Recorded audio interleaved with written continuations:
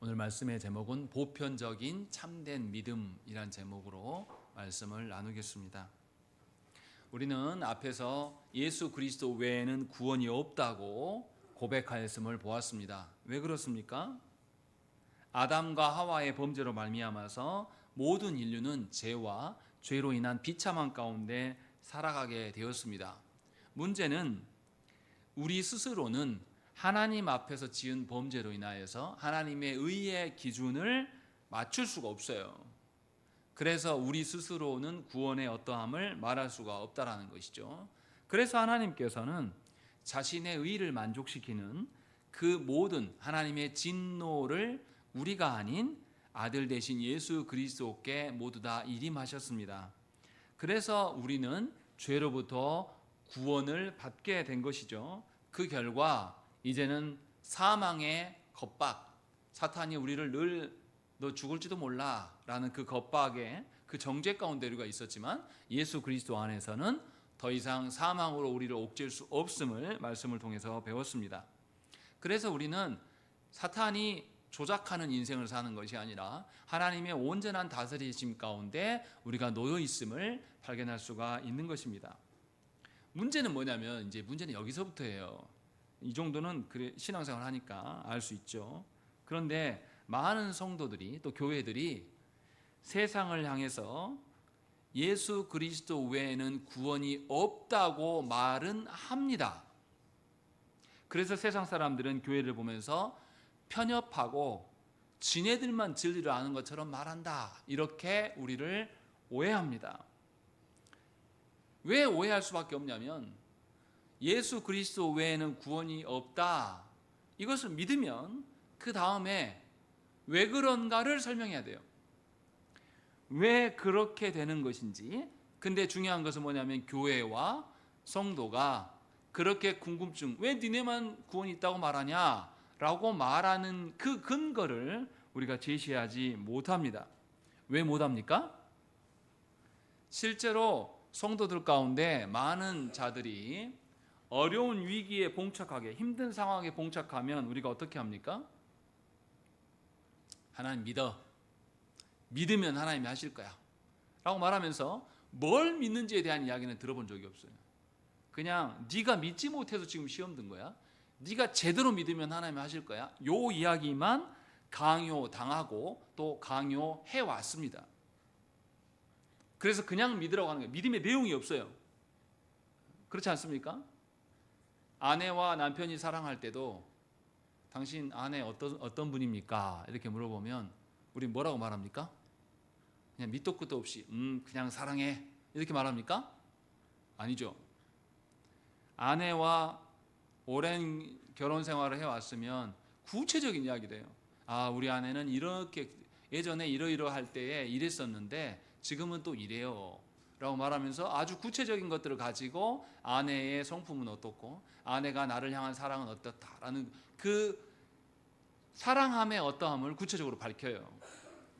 제가 지금 여러분들에게 하는 이야기는 뭐냐면 믿음도 그러하다는 것이죠. 우리의 믿음은 그냥 막연한 게 아니에요. 왜냐하면 누구에 대한 믿음이니까? 하나님에 대한 믿음이거든요. 내가 확신하는 그런 게 아니에요. 내가 확신하는 거면 막연할 수 있습니다. 근데 그것조차도 사실 어떻습니까? 내가 뭔가를 확신하게 되면 구체적으로 무엇에 대해서 확신한다 이렇게 우리는 말하잖아요. 그런데 이상하게 교회 안에 들어와서 믿음을 이야기하기 시작하면 뭔가 구체성이 없어집니다. 왜 그렇다 이거죠. 핑계할 수 있는 건 한 가지 있어요. 우린 누굴 믿습니까? 삼위 하나님을 믿어요. 삼위 하나님이 실체가 있습니까? 안 보인단 말이죠. 우리를 초월하신 하나님이기 때문에 초월자 하나님을 믿는 것은 사람으로 입증할 수가 없는 일입니다. 그래서 믿음은 한쪽 측면으로는 신비함을 갖고 있어요. 우리를 초월하신 분을 믿기 때문에 당연히 신비로울 수밖에 없습니다. 그런데 또 다른 면에서는 믿음이 그냥 신비롭기만 합니까? 생각을 해보세요. 여러분 아내나 여러분 자식을 내가 사랑하는데 신비롭기만 해요. 어떻게 사랑합니까? 그냥 신비로워요. 아무것도 몰라. 어떻게 사랑할 수 있습니까? 사랑할 수 없습니다.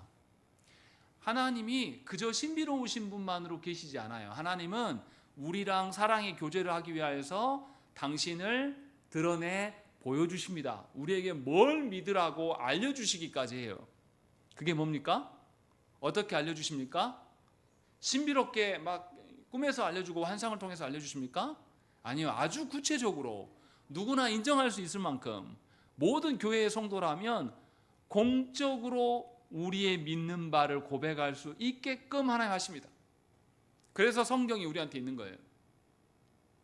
그래서 우리의 믿는 바가 하나님은 어떤 성품을 가지신, 하나님의 속성은 무엇이고, 하나님은 우리를 위하여서 무엇을 하셨고, 또 성부 하나님만 그러신 게 아니라 성부 하나님은 아드님을 내주셨는데 그 아드님은 성부 하나님 앞에서 어떻게 말씀하시고 어떻게 행동하시고 무슨 일을 하시고 어디까지 순종하셨는가, 이런 자세한 내용들, 또 성자 예수께서 부활하시고 승천하시고 떠나가시면서 성령 하나님을 우리한테 주심으로 말미암아서 우리와 함께 할 수 있는 그 길을 열어놓으셨는데, 이러한 것들에 대해서 하나님은 말씀을 통해서 우리가 믿어야 될 바가 무엇인지를 아주 구체적으로 밝힙니다. 그래서 믿음은 우리를 초월하신 분을 믿는 분이기 때문에 신비로운 면이 있어요. 성령께서 깨닫게 하시지 않고 믿게 하시지 않으면 믿을 수가 없는 그런 신비가 있어요. 그러나 동시에 삼위 하나님은 실존하시는 하나님이시고 실제로 우리의 삶에 개입하시고 역사하시는 하나님이기 때문에 하나님의 행하심에 대한 구체성이 있을 수밖에 없다는 거죠. 예수를 믿는데 하나님의 행하심에 대한, 하나님을 신뢰함에 대한 구체성이 없으면 잘못 믿는 겁니다. 그냥 자기 환상 속에 있는 거죠. 그래서 제7주일에서 우리가 주보에는 20문부터 22문까지만 수록해 놨지만 23문까지 있습니다. 제가 23문 너무 길어서 수록하지 않았어요. 21, 22문에서 주로 하는 것은 뭐냐면 예수 그리스도 외에는 구원이 없음에 대해서 정당한 근거가 무엇인지를 밝힙니다. 그 근거가 뭐냐면 참된 믿음이라는 것이에요. 그래서 그 참된 믿음, 우리가 믿어야 되는 내용이 구체적으로 무엇인가 라는 것을 고백한 것이 20, 21, 22문에 대한 말씀입니다. 우리가 믿는 믿음이라는 것은 우리 각자가 알아서 느낀 대로 믿는 게 아닙니다. 하나님께서 계시하여 주신 바를 믿는 거예요. 하나님의 계시하심은 A 사람에게는 A처럼, B 사람에게는 B처럼, C 사람에게 C처럼 계시하는 하나님이 아닙니다.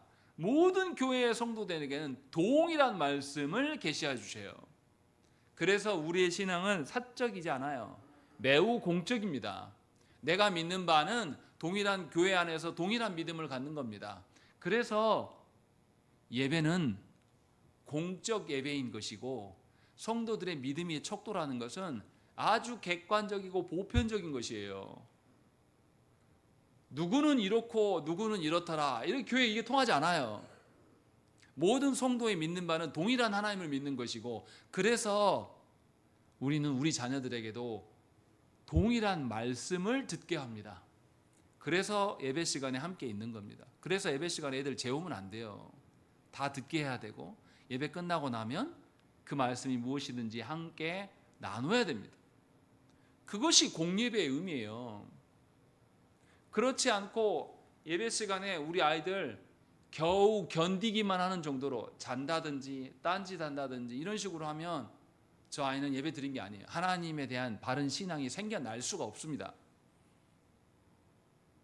그래서 믿음이라는 것은 분명하게 각자 느낀 대로가 아니라 하나님께서 주신 믿음의 내용이 있다라는 겁니다. 그래서 21문에서 아예 뭐라고 되어 있습니까? 질문이 읽겠습니다. 시작. 예, 참된 믿음이란 무엇입니까? 라고 아예 대놓고 말해요. 그래서 믿음이란 성도 각자가 알아서 믿는 것이 아니라 모든 교회된 성도들에게 동일한 믿음의 대상과 내용이 있음을 알려주고 있습니다. 오늘은 그 설교를 하려고 하는 거예요.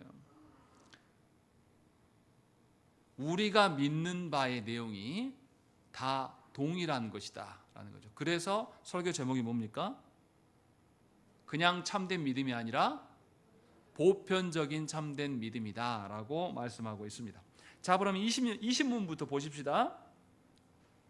20문 보세요. 그러면 아담 안에서 모든 사람이 멸망한 것처럼 그리스도를 통하여 모든 사람이 구원을 받습니까? 라고 이렇게 질문해요. 시작부터 뭐라고 되어 있습니까? 그러면 이렇게 되어 있어요. 그러면이라고 하면 그 앞에 내용이 있다는 겁니까? 없다는 겁니까? 있어요. 앞에 내용이 뭐였죠? 우리가 6주일과 5주일에 했던 내용을 다시 생각을 해봐야 됩니다. 5주일부터 우리 구원에 대해서 이야기를 하는데 5주일에서 뭘 이야기했습니까? 구원은 누구에게만 있다? 오직 예수 그리스도 외에는 구원이 없다라는 것을 5주일에서 이야기했어요. 그러면 예수 그리스도께서 우리의 구원주 되시면 어떻게 하냐? 6주일에서 뭐라고 말했습니까? 예수께서 참 사람이시고 참 하나님으로 오셔가지고 우리의 구원을 이루셨는데 그 사실을 어디에서 할 수 있다? 신구약 성경을 통해서 할 수 있다라는 것을 분명하게 밝히고, 신구약 성경만으로 되는 것이 아니라 뭐가 있어야 된다? 여러분들이 성경 읽으면 저절로 막 이해가 됩니까? 누가 역사하실 때만 가능하다. 성령께서 역사하실 때만 우리는 성경을 깨닫고 그것으로 말미암아서 구원을 받는다라는 것을 앞에서 전제로 말하고 있습니다. 그렇다면 그 전제로 성경에서 말씀하시는 예수 그리스도, 그리고 그 예수 그리스도의 사역을 성령께서 깨닫게 하신, 그렇게 구원을 받는다면 정말로 그리스도 안에서 모든 사람이 구원을 받는가? 이거 물어봐요. 모든 사람이 구원을 받습니까? 누구만 구원받습니까? 답을 읽겠습니다. 대답 안 하시니까. 읽겠습니다. 답 시작.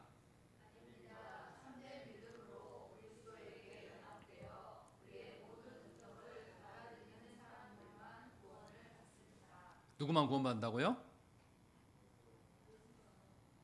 그리스도께 연합되어 있는 자들만, 그래서 그리스도로 인하여서 은혜를 받은 자들만 구원을 받는다라고 말씀하고 있는 거예요.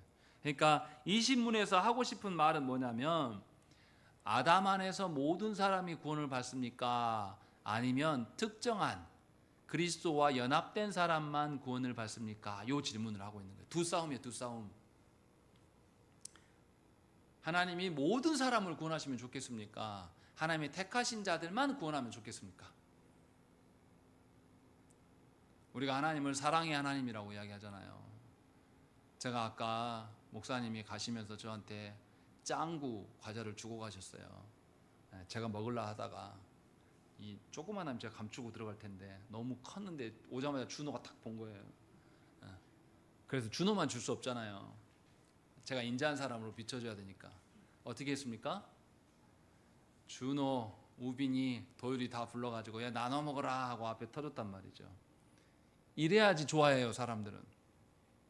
하나님께서 구원하심도 모든 사람을 구원해야지 사랑의 하나님 아닙니까? 이 생각을 할 수밖에 없어요, 사람인지라. 그래서 모든 사람을 구원하심을 뭐라고 하냐면 보편 구원, 보편 속죄 이렇게 말합니다. 그런데 예수 그리스도를 믿는 사람만 구원을 받는다. 그래서 모든 사람이 아니에요. 한정되어 있습니다. 제한되어 있어요. 그런 속죄, 구원을 뭐라고 합니까? 제한 속죄, 제한 구원이라고 이야기를 하는 거죠. 그런데 이제 여기서부터 오류예요. 이제 여기서부터 문제가 생깁니다. 교회는 예수께서 온 세상 사람을 위해서 죽으셨다고 말하지 않습니다. 하나님의 택한 사람만을 위하여서 죽으셨다고 말한단 말이죠. 그렇게 말하는 이유가 있어요. 우리 생각에는 사랑의 하나님이라면 전부 다를 위하여서 해주셔야 돼요. 그러면 문제가 뭐가 됩니까? 모든 사람이 구원받는다라는 거죠. 그러면 모든 사람이 혜택이 있다. 그러면 사람 어떻게 합니까? 예를 들어서 준호한테 제가 예배 끝나고 너희들 다 아이스크림 줄게 이야기하면 애들은 그냥 예배 대충 드릴 겁니다. 열심히 하지 않아요. 어차피 다 받을 건데. 무슨 말이냐면 하나님께서 모든 사람을 위하여서 예수 그리스도를 보내셨다라고 이야기하고, 그렇게 말하기 시작하면 사람들이 예수 그리스도의 죽으심의 가치를 인정하지 않습니다. 어차피 다 혜택 받을 건데. 다르게 이야기해 볼까요? 오늘 아침에 여러분들 기상해서 산소가 없어서 힘드셨습니까? 내일 아침에도 산소가 있을 거예요. 모레 아침에도 있을 겁니다. 계속 있을 거예요. 산소를 소중하게 생각합니까? 아니요. 발의 체인은 돌보다 풀보다 못해요. 산소는 무시합니다. 근데 언제 산소의 귀중함을 합니까? 제가 초등학교 2학년 때 수영 못할 때 물에 빠져서 죽을 뻔한 적이 있습니다. 우리 동네 다리 이렇게 지나가는데 그 밑에 헛디뎌갖고 떨어졌어요. 제가 떨어져가지고 살려달라고 이렇게 막 움직이는데 지금도 기억이 나요. 굉장히 그 시간이 길었던 느낌이에요. 위에 친구들이 다 보입니다. 위에 다리 위에서 저를 쳐다보고 있어요. 누구 하나 못 들어옵니다. 허우적거리는데 저는 계속 밑으로 가라앉아 이렇게 들어가요. 살아있는데 이제 숨을 쉬고 싶은데 한계점이 오니까 물을 막 펄컥펄컥 제가 막 마시면서 살려달라고. 그러다가 동네 건달 형이 지나가다가 확 못이 날라 들어오더라고요. 그러더니 저를 딱 채가지고 데리고 나왔어요. 데리고 나오는 그 순간도 아직도 느린 장면으로 기억이 나요. 이렇게 수면 위로 제가 이렇게 올라오는데 제가 숨 쉬고 싶어가지고 입 주댕이부터 이렇게 벌리고 올라온 기억이 납니다. 나오면서 확 숨 쉬는 이 기분이 정말 살 것 같다가 뭔지를 그때 경험했어요. 아, 이게 숨이 이렇게 중요하구나. 그래서 그때부터 이제 안 죽으려고 수영을 배웠습니다. 형들한테 알려달라고. 이렇게 경험을 해보면 숨이 얼마나 중요한지 압니다. 무슨 말 하려고 하는 거냐면 예수님의 죽으심, 예수님의 피가 모든 사람에게 당연히 주어지는 거라고 하면 예수 그리스도의 피의 효력을 믿는 자가 없게 됩니다. 아무도 안 믿어요. 그냥 발에 치이는 돌과 같은 풀과 같은 그런 존재가 되고 맙니다. 그래서 보편구원은 헛된 망상에 불과합니다. 보편구원은 성경과 우리 경험 모두에서 일치하지 않습니다. 우리 경험이 어떻습니까? 실제로 모든 사람이 예수 그리스도께서 구원되신다고 말한다고 해도 그 사람들이 믿습니까? 교회 안에 들어와 있는 사람도 예수 믿는다고 말은 하지만 예수 그리스도로 인하여서 우리에게 주어진 구원을 존중할 줄은 몰라요. 여전히 나에게는 뭐가 중요합니까? 이 땅에서의 먹고 사는 문제가 훨씬 중요한 거죠. 늘 설교에서 말하잖아요. 우리의 육신의 삶은 언제까지라고요? 여러분들 죄송하지만 여러분들 유통기한, 저 이제 50인데요. 유통기한 앞으로 길면 얼마나 되겠습니까? 살아온 날들이 많을까요? 앞으로 살 날이 많을까요? 아마 살아온 날들이 많을 겁니다. 저는 더 짧을 수도 있어요. 금방 갈 수도 있습니다. 유통기한 보장 못합니다. 그런데 우리는 그 보장 못할 유통기한에 목을 매요. 그래서 어떻습니까? 허리가 아프고 갑자기 막 죽을 듯이 아픈 고통을 경험하면 사람이 그때부터 뭐 합니까? 운동해요. 운동. 안 하던 막 운동을 한단 말이죠. 저 운동 진짜 싫어하는 사람이거든요. 살라고 자전거를 막 타요. 몇 킬로 타신지 아십니까? 막 이 더운 여름에 68km를 막 찍고 와요. 그렇게 한번 찍고 오면 막 온몸이 막 아프고 쑤십니다. 근데 일주일 동안 팔이 하나도 안 아파요. 멀쩡해집니다. 미친 듯이 또 나갑니다. 다른 목사님들이 갑시다 하면 아 좋습니다. 갔다 와서 또 막 쩔뚝쩔뚝거리면서 또 좋다고 그렇게 해요. 왜요? 이 육신의 유통기한을 어떻게 보면 더 건강하게 보내볼까 그렇게 생각한단 말이에요. 그런데 주께서 우리에게 베푸신 구원과 은혜에 대해서는 그런 태도가 우리한테 있냐 이 말이죠. 놀랍게 없어요. 하나님 주신 구원에 대해서 존중함이 현격하게 떨어지는 것이죠. 죽을 등 살등 구원의 일들을 행하지 않는다는 것이죠. 그렇게 해서 우리는 죄인들에서 하나님이 베푸신 은혜를 존중함이 없습니다. 그런데 알미니안들은 여기다 하나를 더 보탭니다. 예수께서 모든 사람을 위해서 죽으셨고 그 사람의 구원은 누가 결정한다. 본인이 각자가 예수 그리스도의 베푸심을 선택하면 구원받는 거고 지가 선택 안 하면 구원 안 받는 식으로 주장을 한단 말이죠. 그러면 어떻게 됩니까? 구원은 누가 결정하는 것이 됩니까? 사람이 선택하는 거고 결정하게 되는 것이고, 주께서 아무리 특정 A를 위하여서 죽으셨어도 A가 말씀 안 들어요. 말씀대로 안 살아요. 그러면 그 구원의 효력이 그 A에게 있습니까? 없습니까? 없게 되는 겁니다. 이것이 잘못 믿은 거예요. 그렇지 않다라고 지금 말하려고 하는 겁니다. 주님은 속죄를 이뤄 놓으신 분만이 아니라 그것을 적용까지 하시는 분이에요. 하나님이 내가 희연이를 선택했다, 내가 희연이를 이 땅에 보내셨고 이렇게 쓰실 거야 라고 하나님 계획하셨으면 희연이가 어떻게 하든지 말든지 간에 하나님은 그대로 쓰신다라는 거죠. 그러면 우리는 뭘 믿어야 됩니까? 하나님이 쓰실 것들을 염두에 두고 그것을 위해서 살아가는 게 마땅한 거죠. 그렇지 않겠습니까? 오늘 지원자매 이렇게 있는데 삼성 이재용 회장이 전화 와가지고 임지연냐 우리 회사에 오세요 라고, 다음 달부터 출근하세요. 그러면 지원자매 오늘부터 돌아가서 뭐 하겠습니까? 야 삼성이야, 삼성 가려고 하니까 명품 가방 사고 막 이렇게 하겠습니까? 좀 자기도 놀라면서 나 같은 것을 부른다고? 내가 가서 뭐 하지? 아마 있는 동안에 최소한 삼성 다닌 사람들한테 연락하고 가서 무슨 일이에요? 삼성은 무슨 회사예요? 뭐 어때요? 아마 공부할 겁니다. 최소한 그건 할 겁니다. 놀라운 것은 뭐냐면 하나님께서 베푸신 구원에 대해서 우리는 그런 반응이 없어요. 하나님 나라에 대한 것도 잘 알고 싶어 하지 않는다라는 것이죠. 그런데 이렇게 사람의 생각에 근거해서 하나님을 이해하려고 하고 하나님의 어떠하심을 말하려고 하면 사람 중심이 되어버립니다. 결국은 하나님 베푸신 은혜가 우리 안에 없게 되는 것이죠. 이 알미니안들이 말한 대로 하나님의 구원, 예수 그리스도는 속죄를 성취만 해놓고 이 성취한 것을 우리한테 적용하는 것은 각자 사람의 일이라고 이렇게 계산하기 시작하면 어떻게 되냐면 하나님의 구원은 아무런 효과가 없는 것이 됩니다. 하나님이 약속하신 것도 믿을 수 있어요, 없어요? 누구만 효력이 있게 됩니까? 그 본인이 선택한 그 사람만. 그러면 하나님이 아무리 누구를 애정하시고 누구를 선택하신다고 해도 그것이 효력이 있게 됩니까? 없게 됩니까? 없게 되는 것이죠. 그러니까 하나님의 속성조차도 부인하게 되는 것이에요. 그래서 알미니안들은 뭘 강조합니까?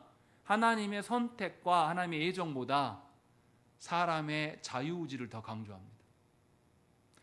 아무리 하나님께서 구원하시려고 해도 A라는 나는 내 자유대로 살 거야, 하나님 간섭하지 마시오 하게 되면 구원의 효력이 있어요, 없어요?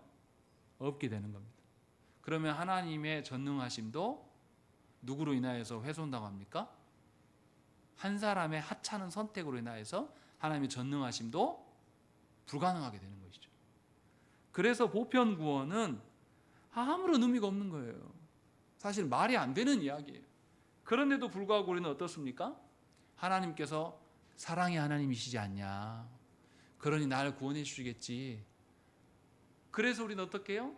하나님의 사랑의 하나님이고 모든 사람을 구원할 거니까 하나님이 주신, 나에게 주시는 하나님 나라의 백성으로서 살아가야 될 그런 길, 살아가야 될 방식 우리가 존중합니까?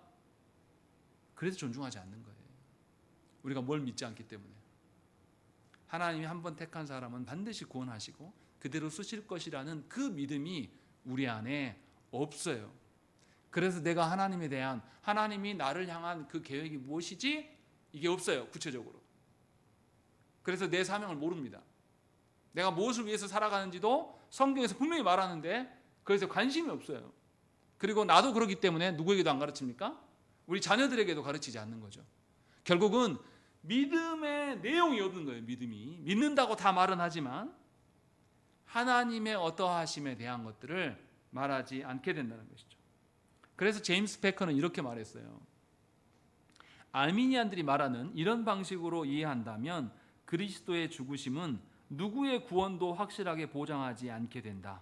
왜냐하면 그것은 믿음의 선물을 확실히 보장하지 않기 때문이다. 이렇게 본다면 그리스도의 죽으심이 이루신 것이라곤 믿기만 하면 구원을 받을 수 있는 가능성을 만든 것뿐이다, 이렇게 이야기하는 것이죠. 보편 구원론을 이야기한다면 결국은 예수님은 믿을 수 있는 가능성만 열어놓은 것이지 실제로 우리를 구원하신 것은 아니다라게 되는 거죠. 그래서 우리는 제한 속죄를 믿는 겁니다. 제 설교가 약간 어려울 수 있습니다. 생소하고. 그러나 우리가 다시금 정리를 해봐야 돼요.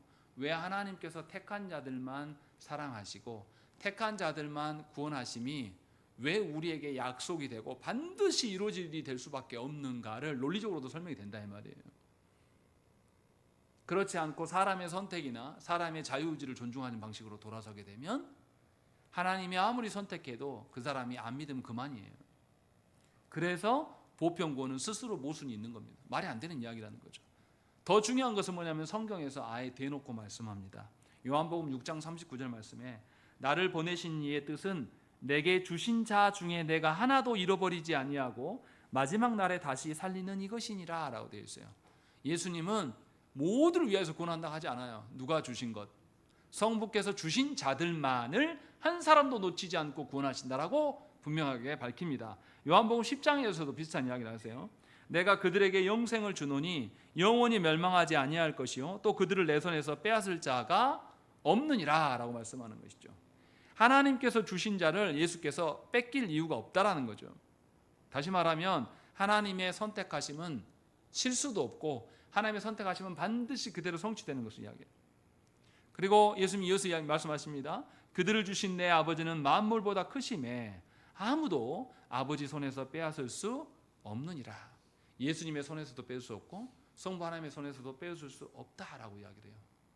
그러니까 하나님의 택하심이 너무너무 중요한 거죠. 하나님이 나를 왜 택하셨는지 잘 몰라요 나는. 그런데 나를 택해 주심이 어떤 것보다 귀한 것이 돼요. 요한복음 17장 9절 말씀에 내가 그들을 위하여 비옵나니 내가 비옵는 것은 세상을 위함이 아니요 내게 주신 자들을 위함이니라. 그들은 아버지의 것이로소이다. 예수님 이렇게 아예 대놓고 말씀하신다는 거죠. 예수님 누구를 위해서 기도하신다? 아버지께서 택한 자들만을 위해서 기도하신다. 주님이 아예 대놓고 이야기, 나는 세상을 위하여서 기도하지 않는다 라고 아예 선언하신다는 것이죠.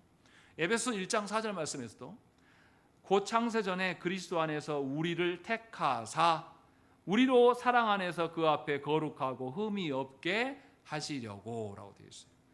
태초 전에 영원 가운데서 하나님이 택하신 그들만 하나님은 영화롭게 하시고 흠이 없게 하실 것이다 라고 사도 바울은 아예 분명하게 못 받고 있는 겁니다.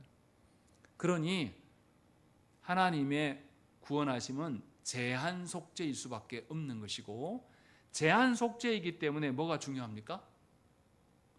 구원받은 백성에게 구원받은 자는 이렇게 살아라 하신 말씀이 엄청 중요한 거죠. 그렇지 않겠습니까? 모든 사람에게 허용된 게 아니거든요. 하나님 택하신 자들에게만 주신 거예요. 그렇다는 것이죠. 그래서 종교개혁 당시에 아만두 스폴리누스라는 사람이 뭐라고 말하냐면 하나님은 영원하신데 사람의 의지는 영원하지 않다. 그런데 사람의 의지가 어떻게 하나님의 선택 위에 설 수 있냐 이렇게 말한단 말이죠. 그렇지 않겠습니까? 하나님의 선택은 영원하시고 전능하신 선택이에요. 우리의 사람의 의지라는 것은 어떻습니까? 내가 아무리 의지를 가져도 내 의지를 누가 꺾을 수 있습니까? 제가 아무리 뭘 하고 싶어도 내 의지를 꺾을 수 있어요. 제가 막 설교 준비 오늘 안에 끝내야 되겠다 하고 막 하고 있는데 규현이가 와가지고 막 음악을 틀어놓고 옆에서 막 게임을 막 한단 말이에요. 그럼 제가 어떻게 합니까? 오늘 해야 되는데 하다가 아니면 어떻게 합니까? 제가 소리를 빽 지르면서 너 나가서 놀아. 그래 놓고 나서 막 했어도 안 될 때가 있습니다. 누가 안 건드렸는데도 안 될 때도 있어요. 우리 의지는 그런 의지란 말이에요. 그런데 그런 의지를 가진 우리가 그런 하찮은 의지를 발휘해서 하나님의 선택을 우리가 무마시킬 수 있습니까? 그럴 수 없다라고 신학자는 말하는 거예요. 너무나 뻔한 이야기예요. 이것을 이렇게 이야기한다는 것이죠. 그래서 우리는 하나님의 은혜를 우리 마음대로 안 받고 싶다 이렇게 할 수가 없어요. 그래서 은혜를 뭐라고, 무슨 은혜라고 말합니까? 무슨 은혜라고 말합니까? 불가항력적 은혜라고 말하는 거예요. 저항할 수 없다. 하나님이 선택하셨고 우리에게 은혜를 주시기로 했으면 우리는 저항할 수 없고 반드시 은혜를 받게 돼 있다라는 거예요. 저는 불가항력적 은혜를 볼 때마다 뭘 생각하냐면, 저 어렸을 때, 지금도 기억이 나요. 제가 아프면 예전에는 가루약도 별로 없어가지고 알약 주잖아요. 그럼 알약 어떻게 줍니까? 먹여야 되니까 알약 주대로 하면 다 뱉어부잖아요. 그러니까 어떻게 합니까? 제 부모님이 숟갈 2개 사이에다가 알약을 딱 넣고 뽀개요. 뽀갠 다음에 물을 살짝 부어요. 그냥 가루가 됐잖아요. 그래 놓고 저한테 이제 와서 하나 먹어라 이렇게 합니까? 아니요. 아버지가 와갖고 제 다리 2다리를 사이에다 딱 끼워 놓고 모든 중에 해놓고 엄마가 입을 해놓고 부어버려요. 그리고 이 입을 못 다물게 꽉 쥐입니다. 언제까지? 삼킬 때까지. 다 삼켜가지고 내가 이렇게 확인 받아야지 어떻게 합니까? 풀어줘요. 저는 그게 생각나요. 아, 하나님의 은혜가 그런 거구나. 내가 엄청 교만해가지고 안 받으려고 몸소리를 치면서 하나님의 은혜가 아닌 짓거리들만 계속하고 내 감정까지도 엉뚱한 데 막 쏟아부으면서, 그래서 하나님한테 막 저항할 때 하나님은 나한테 은혜 베푸시려고 나를 막 붙들고 옥죄이면서, 심지어 뭐 팔다리뿐만이 아니라 내 머리도 딱 잡으시고 내 입술까지도 못하게 하려고, 내 입도 마음대로 못 움직이게 하려고 꽉 죄이시면서 하나님께서 은혜를 부어주시는구나. 그렇게 해서 우리가 구원받은 사람이 된 거예요. 이것을 아는 사람이라면 하나님의 은혜 앞에 어떻게 반응하지 않을 수 있습니까? 하나님의 은혜로 주시는 그 성도로서 살아가라는 그 하나님의 영원한 선택과 의지 앞에서 우리가 어떻게 굴복하지 않을 수가 있습니까? 그 경험이 있으니까 조금 나이가 더 먹으면 어떻게 합니까? 조금 더 먹어서 엄마가 아프니까 먹어라 하면 어떻게 해요? 그때는 어렸을 때 내가 그렇게 엄마가 나를 살리려고 그렇게 먹인 걸 아니까 그때부터는 어떻게 해요? 알약 있어도 꿀떡꿀떡 삼켜요. 안 그러면 또 안 먹고 버틴 다음 하나님 아버지가 또 어떻게 하니까 이리 와. 또 쪼아놓고 이거 또 입 하거든요. 먹는 게 신상이 좋아. 하나님의 은혜가, 하나님의 구원이 마치 이것과 같은데 우리는 저항한다는 것이죠. 그래서 웨스트민스터 신앙고백서에서 오전에도 우리가 이야기했지만 세례의 사효성과 인효성을 이야기하는 거죠. 하나님이 주시는 은혜를 어떻게 종교 행위가 대체할 수 있냐, 하나님이 주신 은혜를 어떻게 사람이 바꿀 수가 있냐라고 이야기를 하는 거죠. 세례 행위 그 자체가 우리에게 은혜가 되는 것이 아니고 누가 세례했냐에 따라서 은혜의 정도가 달라지는 것이 아니라는 것이죠. 다 삼위 하나님으로부터 주어지는 것이고, 그래서 우리는 다시금 제세례를 허용하지 않아요. 심지어 나에게 세례를 베푼 집례했던 그 목사가 타락한 악한 종이었다고 할지라도 그 세례는 누구에게 받은 겁니까? 하나님께 받은 것이기 때문에 우리는 하나님의 이름으로 그 세례를 수용하고 받드는 것입니다. 이것이 하나님 앞에서 우리의 합당한 태도라는 것을 20문에서 이야기를 하고 있는 겁니다. 그래서 21문에서 어떻습니까? 이제 구체적으로 참된 믿음의 내용이 있어야 될 거 아니냐라고 하면서 그 내용이 무엇인가라고 21문에서 밝히고, 22문에서는 그리스도인이 믿어야 될 그 바가 무엇인가 다시금 재확인하는 방식으로 묻고 있습니다. 그것을 아주 요약적으로 보여주는 게 뭐냐면 로마서 1장 17절 말씀이에요. 우리가 본문으로 삼았던 말씀, 거기 보면 아주 독특한 게 나옵니다. 복음에는 이렇게 되어 있습니다. 믿음을 이야기할 때 사도 바울은 맨 먼저 복음을 이야기를 합니다. 하나님의 말씀을 이야기를 하는 거예요. 하나님의 말씀에 뭐가 나타난다고요? 하나님의 의가 나타난다. 그런데 표현이 이상하게 나타납니다. 그 다음에 봐보세요. 나타나서 뭘로 뭐 이루게 한다고요? 믿음으로 믿음에 이르게 한다. 이거 뭔 말이에요? 이거 생각 안 해보셨습니까? 믿음으로 믿음에 이르게 한다라는 거죠. 첫 번째 믿음과 두 번째 믿음이 같은 믿음입니까? 다른 믿음입니까? 뭘로 뭐 되게 한다. 빵이 있는데 밀가루로 빵 만든다. 뭐가 먼저예요? 밀가루가 먼저잖아요. 그 논리를 지금 말하는 거예요. 믿음으로 믿음에 이르게 한다라고 했을 때 첫 번째 믿음은 원천적인 믿음에 대한 이야기를 하고 있는 거예요. 이 원천적인 믿음은 뭡니까?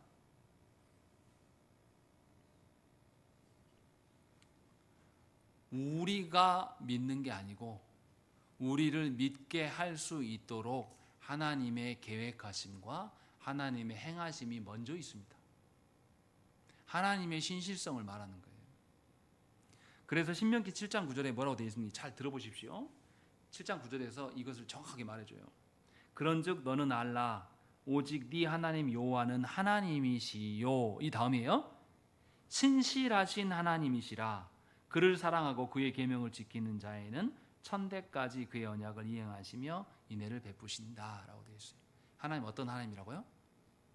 신실하신 하나님이다.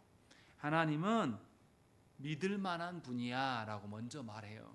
그러니까 하나님의 신실하심으로 말미암아서 네가 믿음에 이르게 되는 겁니다 라고 말하는 게 사도 바울이 말하는 겁니다.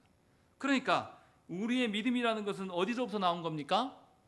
하나님으로부터 나온 거예요. 하나님의 신실하심, 하나님의 믿으심, 거기서부터 나와가지고 우리에게 적용되는 것이다 라고 설명하고 있는 거예요. 그래서 기독교 강요에서는 믿음을 뭐라고 말하냐면 하늘의 것이다 라고 말하는 거예요. 이 말은 믿음은 네가 믿는 게 아니고 하나님께서 우리를 사랑하셔서 사랑하신 대로 그대로 약속해 주신 그 신실함이 있기 때문에 그 신실함으로 말미암아서 내가 믿게 되는 거다 이 말을 하고 있는 거예요. 그러니까 믿음의 원천은 누구예요? 삼위 하나님이십니다. 우리가 아니에요. 그러면 믿는 자는 하나님의 신실하심이 뭔지 먼저 알아야 돼요. 하나님이 우리를 향하여서 무엇을 하셨고 무엇을 계획하셨고 계획하신 것을 또 어떻게 이루시고 이 관계를 알아야지만 하나님은 그럴 만한 분이야 라고 되지 않겠습니까? 남편과 아내가 오랫동안 가정생활을 하면서 서로를 믿는 것 아무 근거 없이 지가 잘할까? 내가 해줘서 관계가 유지되는 거야 이렇게 말합니까? 아니에요. 오래 사랑하면 사랑할수록 어땠습니까? 이 사람 보니까 이때 이렇게 하더라. 믿을만해. 그렇게 해서 우리 가정이 지금까지 온 거예요. 그 믿음은 이 사람이 잘했기 때문에 나에게 생겨난 믿음인 거예요. 무슨 말씀인지 이해되십니까? 우리의 믿음이라는 것이 딱 그런 거라는 겁니다. 우리의 신뢰라는 것은 우리로부터 발현된 게 절대 아니에요. 하나님이 그렇게 신실하신 분이기 때문에 우리는 그 하나님의 신실하심으로부터 파생되어져 온 믿음으로 우리가 받은 겁니다. 그래서 믿음은 우리로부터 나오는 것이 아니라 하나님의 행하심으로부터 나오는 것이고 하나님의 행하심과 계획하심을 알 수 없이 하나님을 믿을 수는 없는 겁니다. 그래서 하나님을 예수를 믿는다고 하면 누구보다도 예수님이 어떠한 분이시고 예수께서 지금도 나를 위해서 무엇을 하시고 앞으로는 또 무엇을 약속하셨는지를 알아야 되는 거죠. 그렇지 않겠습니까? 제 가정에 모든 우리 가정에 돌아가는 통장에 뭐 금액이 얼마 있고 뭐 어떻게 되는 거 저는 하나도 몰라요. 제 아내밖에 몰라요. 근데 제가 아내를 하는 거 결혼 생활하면서 쭉 아내가 지켜온 것을 보니까 믿을만해. 내가 관여하지 않아도 나보다 더 잘해. 그러니까 걱정하지 않고 다 맡기죠. 근데 만약에 그런 신뢰가 없으면 제가 어떻게 하겠습니까? 아내가 인터넷에서 옷 하나 사려고 보면은 제 마음이 어떻겠습니까? 불안불안하겠죠. 그런 신뢰가 없으면. 하는 아내의 행동 하나하나마다 다 의심과 염려로 볼 수밖에 없어요. 그런데 그간에 살아오면서 아내가 지켜놓은 신뢰가 있기 때문에 그것을 근거로 아내가 뭘 사든지 어떤 장을 보든지 간에 전혀 의심하지 않아요. 다 우리 새끼들을 위해서 우리 가정을 위해서 저렇게 하는구나라고 믿기 때문에 어떤 걸 사도 그렇게 해. 그렇게 해. 나한테 묻지 안 묻고 해도 돼. 계속 맡기는 거죠. 우리 하나님에 대한 신뢰는 하나님의 행하심에 대한 온전한 지식이 없이로는 알 수가 없어요. 반드시 하나님의 어떠함을 알아야 돼요. 그래서 분명하게 하나님의 온전하심을 근거로 우리가 믿게 되니까 사도 바울이 믿음으로 믿음에 이르게 한다라고 말해요. 또 더 큰 게 있습니다. 더 큰 게 숨어 있어요. 뭐라 되어 있습니까? 복음에는, 말씀에는 하나님의 의가 나타나서라고 되어 있습니다. 하나님의 의가 나타나면 우리는 어떻게 됩니까?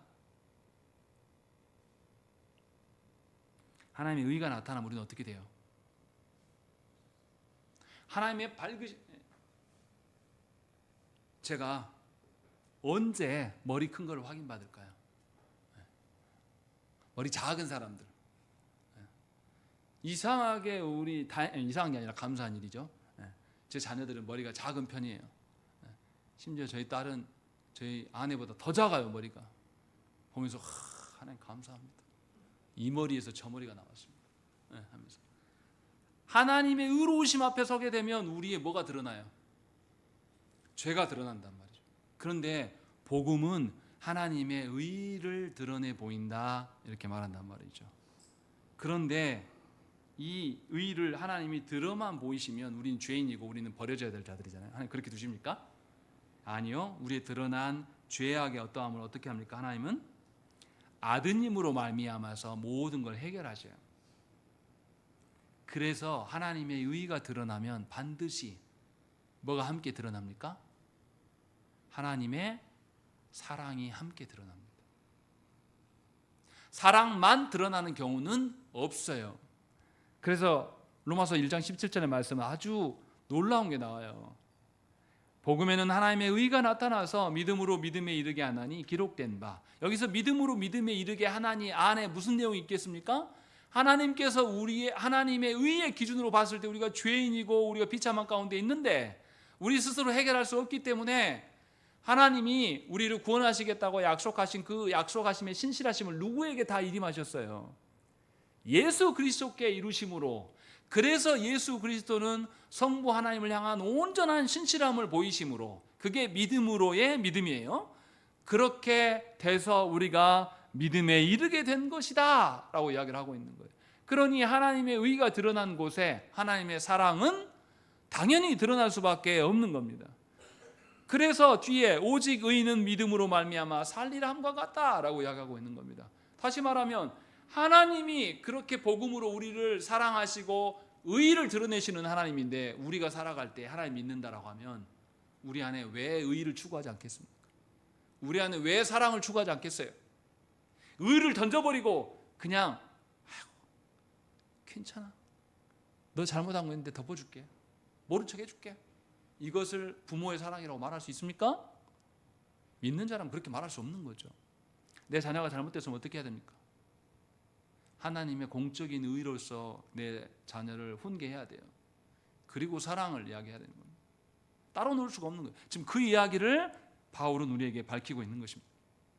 그러니까 믿음의 내용은 당연히 있을 뿐더러 하나님의 그 믿음의 내용을 통해서 드러나는 것은 하나님의 의와 사랑이 동반되어져서 우리에게 함께 오는 것을 알 수가 있는 것입니다.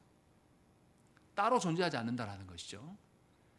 그래서 21문에 오직 참된 믿음이라고 이야기해요. 근데 거기 잘 읽어보세요. 믿음만 나오냐라는 게 아니에요. 잘 읽어보십시다. 21문 답을. 시간이 좀 갔지만 읽겠습니다. 시작.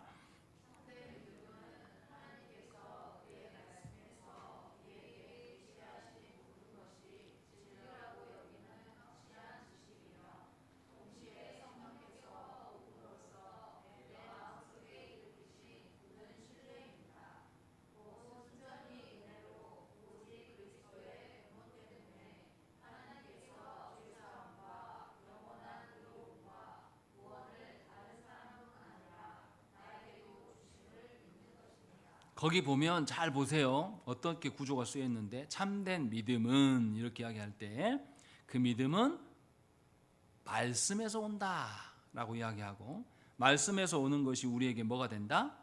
순전히 은혜가 된다라고 설명하고 있어요. 여기서 많이 들어보지 않았습니까? 오직 성경 말씀, 그것이 오직 은혜가 되고 오직 믿음이 된다라는 것을 세 가지를 다 말하고 있는 겁니다. 우리의 참된 믿음은 반드시 복음, 말씀으로부터 기인한 것이 될 수밖에 없고, 그래야지만 우리는 은혜를 누릴 수가 있다라고 설명을 하고 있는 겁니다. 그래서 하이델베르그 교리문답 65문에도 비슷한 이야기가 나와요. 오직 믿음으로만 우리가 그리스도와 그의 모든 은덕, 은혜에 참여할 수 있는데, 이 믿음은 어디에서 옵니까? 세 가지 다 말하는 거죠. 답이 성령에게서 옵니다. 그분은 거룩한 복음의 강설로 우리의 마음에 믿음을 일으키며 성령의 시행으로 믿음을 굳세게 하십니다 라는 거죠. 그러니까 믿음과 은혜와 성경은 함께 가는 거예요. 따로 노는 게 아닙니다. 그러니까 여러분들이 은혜를 누렸다라고 하는 것은 말씀대로 되는 것이에요. 그것을 우리에게 설명하고 있는 것입니다. 그래서 은혜의 방편은 말씀이고, 이 말씀이 믿음을 일으키기 때문에 성령께서 역사하는 것이고, 성례는 이 말씀을 구체적으로 경험하는 것입니다. 그래서 말씀과 성례가 은혜의 방편으로 우리에게 주어진 것이다 라고 말하고, 교회의 표지를 이야기할 때도 은혜의 방편은 말씀과 성례와 기도라고 이야기하지만, 교회의 표지를 말할 때는 말씀과 성례와 권징이라고 이야기합니다. 권징은 뭐 하는 겁니까? 뭘 지키는 거예요? 말씀과 성례를 온당하게 지켜내는 것이 권징입니다. 그렇게 해서 하나님의 믿음, 하나님을 향한 믿음이 우리 안에 계속 존속될 수 있도록 하나님께서 교회를 지키시는 방편이라고 설명하고 있는 겁니다. 그래서 교회는, 성도는 믿음의 실체가 없지 않아요. 아주 구체적입니다. 그 믿음의 실체가 바로 삼위 하나님이시고, 삼위 하나님의 행하신 것들을 우리가 각자 알아서, 니네가 알아서 체험해 이렇게 하신 게 아니라 공적으로 성경을 통해서 보여주시고, 그래서 우리는 예배 때마다 하나님을 알기 위해서 이 자리에 모이고, 우리는 예배가 끝나고 나아갈 때에 하나님과 함께 살아갈 수가 있게 되는 근거를 찾게 마련인 것이죠. 그래서 어제도 말씀드렸지만 마태복음 28장 18절부터 20절의 말씀은 전도의 말씀이 아니라 누구와 함께하는 것, 예수 그리스도와 영원히 함께하는 방편이 무엇인지를 알려주신 거예요. 그래서 교회는 예수 그리스도를 가르치고 전파하고 세례를 시행함으로 말미암아서 그리스도의 은혜 안에 함께 거할 수 있다라고 믿는 거죠. 그래서 교회가 힘써야 될 것은 믿음을 위하여서 하나님 주신 은혜의 방편인 말씀과 성례와 기도가 되는 것입니다. 그것을 설명하고 있는 것이죠. 그리고 마지막 22문에서 뭐라고 말합니까? 그러면 그리스도인은 무엇을 믿어야 됩니까? 라고 되어 있어요. 반복적으로 말하는 게 뭡니까? 복음이라고 말하고 되어 있어요. 복음에는 약속된 것이 있다. 그것을 믿어라. 두 번째 문장에서 뭐라고 합니까? 복음에는 보편적이다. 모든 성도는 다 동일한 것을 믿는다. 이것을 말해준다 라고 이야기를 하고 있습니다. 그리고 그것에 대한 요약본이 뭐다? 사도신경에 요약되어 있다라고 되어 있어요. 그래서 23문의 내용은 뭐냐면 사도신경 전문을 실려 있는 겁니다. 자, 그래서 안 실었어요? 너무 분량이 많아서. 그래서 다음 주부터는 우리가 뭐 하냐면 사도신경을 쭉 한 줄 한 구절씩 읽어가면서 계속 배우는 거예요. 사도신경의 내용이 뭐라고요? 지금 우리가 참된 믿음이 했는데 믿음의 실체가 있다 없다? 있다. 우리는 누굴 믿는다? 삼위 하나님을 믿는다. 그래서 사도신경은 세 분 하나님에 대한 믿음에 대한 고백이에요. 성부 하나님은 누구시고, 성자 예수님은 누구시고, 뭘 하셨고, 성령 하나님은 또 누구시고 무엇을 하시는가, 이것에 대한 고백이 사도신경의 내용이라고 지금 설명하고 있는 것입니다. 그래서 그리스도인의 믿음은 맹목적인 믿음이 아니에요. 그리스도의 믿음은 자기 나름대로 체험으로 믿는 믿음도 아닙니다. 분명히 그리스도인들의 믿음은 공적이고 보편적인 말씀을 통하여서 믿는 것이 참된 믿음이라고 성경은 우리에게 말씀합니다. 그런데도 로마 교회는 믿음을 뭐라고 말하냐면 교회가 허락해 주신 것이라고 자꾸 설명해요. 조국교회에서도 어떻습니까? 조국교회에서도 믿음이라고 이야기할 때 어떤 걸 믿음이라고 말합니까? 성경에 근거한 믿음을 말하는 게 아니라 자기 체험에 근거한 믿음을 자꾸 말한단 말이에요. 상황적인 믿음. 내가 이런 상황이 있었는데 내 이 상황을 잘 하나님을 의지해서 잘 돌파했네. 이것을 믿음이라고 말하는데 그것은 믿음일 수가 없습니다. 그래서 사람들이 어떻습니까? 교회에 모인 사람들이 뭐 좋아해요? 교회에 모여서 뭐 하고 싶어 해요? 치유받고 싶습니다. 치유라는 게 육신의 질병일 수도 있지만 마음의 상처도 해결하고 싶어요. 또 교회 와서 내 삶이 나아지길 바라요. 또 교회 와서 내 자녀가 잘 되기를 바랍니다. 이것은 기독교만 갖고 있는 게 아니에요. 세상에 믿지 않는 자들도 다 동일한 마음을 갖고 있습니다. 법당에 가면 가보세요. 법당 앞에 뭐 있습니까? 법당 사무실 앞에 뭐 붙여 있습니까? 수능 얼마, 질병 얼마, 여기 다 써져 있어요. 이렇게 얼마짜리 빼고요, 그 현수막 이렇게 딱 보면 요구하는 내용이 그대로 어디에 있습니까? 교회 안에 헌금 봉투에 그대로 똑같아요. 하나도 틀리지 않습니다. 이게 믿음입니까? 믿음 아닙니다. 하나님께 나와서 내 상황을 뭔가 낫게 하는 것, 내 상황을 더 좋게 하는 것, 육신의 어떠함을 채우는 것, 이것은 우리의 욕망이고 소원풀이일 뿐이지 절대 믿음이 아닙니다. 그런데도 안타깝게도 우리는 조국교 안에서는 이것을 믿음이라고 자꾸 둔갑시키고 실제로 그렇게 살아가고 있습니다. 그러나 하이델베르그 교리문답은 분명하게 우리의 믿음은 공적인 것이고 그 공적인 것이기 때문에 누구나 보편적인 신앙 고백을 할 수밖에 없다고 이야기를 하고 있고 그것이 성경에 기인한 것이다라고 우리에게 말씀합니다. 그러니 저와 여러분들은 어떻게 살아야 되겠습니까? 믿음이라는 확실한 터 위에서, 말씀의 터 위에서 살아가셔야 돼요. 믿음은 나로부터 기인한 것이 아닙니다. 나로부터 기인한 것은 다 뭡니까? 죄로 인한 욕망 덩어리들이에요. 성도가 많아졌으면 좋겠다. 우리 교회도 재정이 많아졌으면 좋겠다. 또 우리 교회도 건물을 지었으면 좋겠다.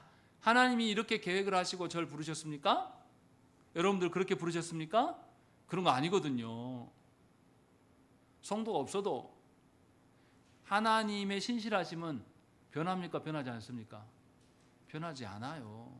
참된 믿음을 가진 사람은 내 환경과 처지 보면서 거기에 울고 웃는 자가 아닙니다. 하나님의 신실하심 속에서 우리는 살아갈 수가 있어요. 그러니 믿음은 내 느낌대로가 아니에요. 믿음은 명확하게 하나님의 행하신 바예요. 근데 우리는 흔하게 이야기를 하죠. 뭐라고 말합니까? 이상하게 일이 막 겹쳐. 이것도 있고 저것도 있고 한날에 다 겹치네? 그리고 문제가 해결됐어요? 그러면서 이거 하나님 은혜라고 막 깨맞추려고 하는 습성이 우리한테 있습니까? 없습니까? 우리 많아요. 저도 갖고 있습니다. 네, 하나님 그렇게 안 하십니다. 그냥 우연히 맞아떨어진 거예요. 그걸 가지고 믿음이네 어쩌네 말할 필요가 없습니다. 성경의 말씀대로 모든 것이 되어지는 것이죠. 그렇기 때문에 구원에 이르는 참된 믿음을 여러분들이 바르게 이해하기를 원하고 또 여러분들이 삼위 하나님을 바르게 아는 것, 성경에 계시된 하나님으로 바르게 알아서 하나님의 신실함 속에서 여러분이 변함없이 살아가는 것, 이것이 참된 믿음으로 사는 것입니다. 그러한 삶을 사는 자에게 하나님의 말씀의 성취가 고스란히 구현될 것이고 구현되었을 때에 알아보기 시작할 겁니다. 그러면 믿음의 실체, 믿음의 능력이 무엇인지를 우리는 말할 수 있게 돼요. 그렇지 않고 내 나름대로 내 느낌대로 내가 생각해 봤더니 이러네. 이게 믿음인갑다라고 생각하는 사람은 말씀이 실현돼도 은혜가 없습니다. 몰라요, 본인만. 말씀의 실현이라는 것은 무엇입니까? 내 입장에서 항상 유익되는 것이 말씀의 실현입니까? 아니에요. 교회가 타락하면 하나님 어떻게 하십니까? 반드시 불의한 자들이 나타나면 하나님 뭐 하세요? 하나님이 진노를 보입니다. 그리고 그 불의한 자들 하나님 멸하십니다. 이게 말씀대로예요. 그러면 하나님의 심판이 임하는 것을 가지고 우리는 왜 내 시대에 하나님은 심판만 이야기하시냐, 좀 부응했으면 좋겠다, 이렇게 말했던 사람들이 누굽니까? 이스라엘 백성들이에요. 야, 우리가 예루살렘 성전에 모여가지고 맨날 제사도 하고 다 절기 다 지키는데 왜 하나님 우리 힘들게만 하냐? 왜 애국 군대가 와서 우리 막 계속 건드냐? 야, 아니야 우리 상황을 넘기는 게 우리가 일이야 하면서 계속 제사에 집중했던 사람들, 결국 어떻게 했습니까? 이스라엘? 역사 속에서 사라졌습니다. 잘 기억하셔야 됩니다. 참된 믿음은 여러분들의 느낌이나 짐작이 절대 아닙니다. 믿음의 실체가 있는 것이고 삼위 하나님의 어떻게 행하심이 말씀 통해서 드러나는 것이고 말씀의 구현인 줄로 믿으시기 바랍니다. 우리 함께 기도하시겠습니다.